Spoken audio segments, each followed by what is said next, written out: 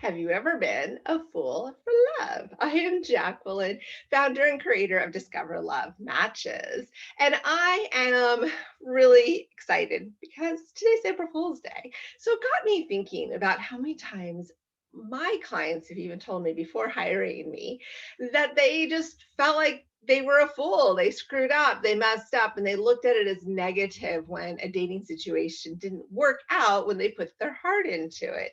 And I want to applaud you for trying. I always tell my clients I would much rather be there for you, catching you, because you didn't hit the home run, but you at least swing the bat. And when you swing the bat, you are putting yourself out there. You are making yourself available.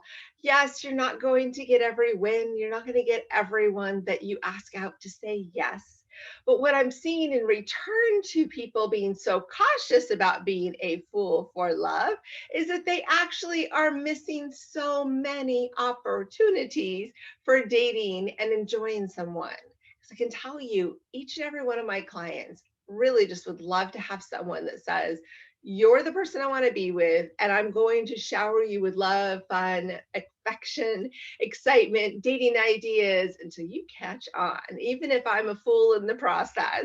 It goes back to those teenage rom-coms where they hold the boombox over their head trying to get the gal inside the bedroom of her home at her family home and get her attention. And yes, we could think that was a fool, but I can tell you how many hearts have melted when we would see things like that, thinking, wouldn't it be great to have someone that liked you enough to stand up and say, hey, I'm going to let the entire neighborhood know how much I like you.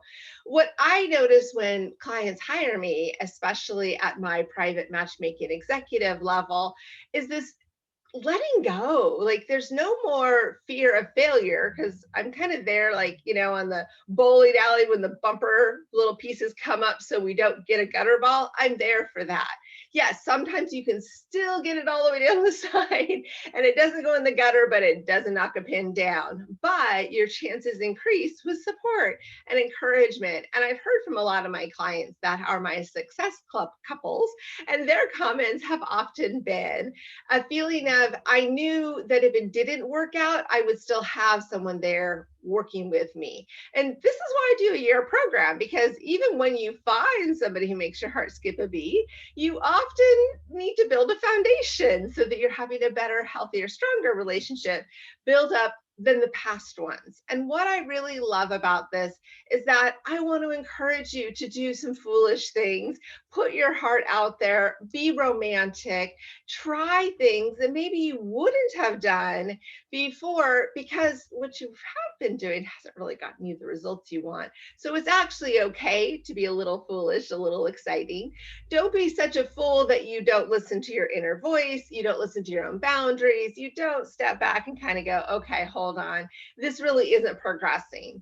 But I will tell you that the first guy or gal that really shows up for a date, genuinely engaged, genuinely ready to plan a future with someone, looks at them, watches them, participates with them directly, is going to get a higher success rate. What I find so often lately is that people are kind of, oh, well, maybe someday we could possibly go do something. And then they never really plan anything because they don't want the rejection. The fear of rejection makes you think you're being a fool if you actually put yourself out there. But actually, you're really being a fool if you don't put yourself out there. It's kind of like that trust game where you fall back and hope someone's going to catch you. Well, yes, it is a difficult thing. You don't know how the other one's thinking or feeling, but you won't know unless you try. And sometimes you have to brush your knees up and try again. But you actually hold all the power in where your relationship status is at. You have people that you could meet, you could get to know. Yes, you might have to be, a part of our organization. You might need to go to more social activities. You might need to put yourself out there for your friends and family to know you're single and available, which is a pretty vulnerable place to be.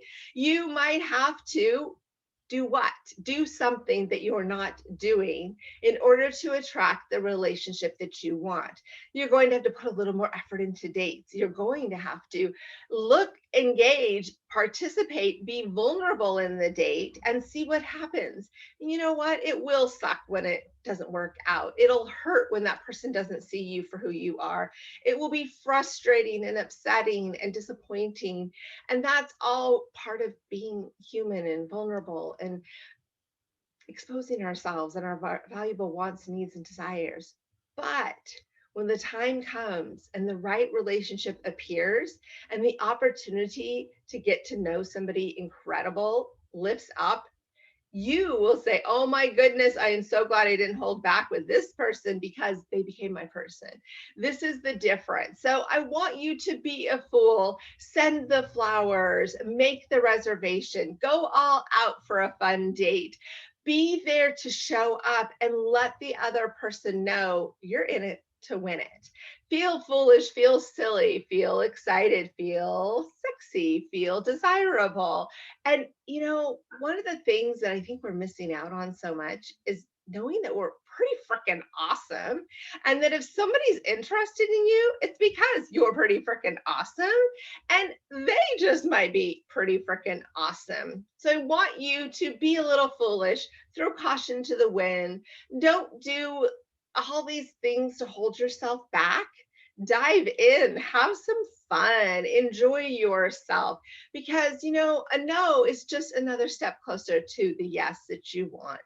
But you're always going to wonder if you don't try just a little bit harder and be a little silly, a little bit more exciting. I mean, you got to do a little something extra to get something extra for your life. So if you really, really, really, really, really want your person, how about you just do something really foolish? Ask them out. Let it be fun. Keep it lighthearted. Have one of those really fun, creative dates. Go all in. Do something unique and different. And make sure they know you were excited to share that with them. Don't take it away by making it seem like, well, I had nothing else to do, so I thought I'd see if you happen to be free. Show that this is important to you. Put yourself out there. Just as my clients, as we work through their love journey, we're talking through all of this, we're thinking about it, and we're noticing that when people show up, it's scary. When people don't show up, it's scary. But it's also more scary to never even try.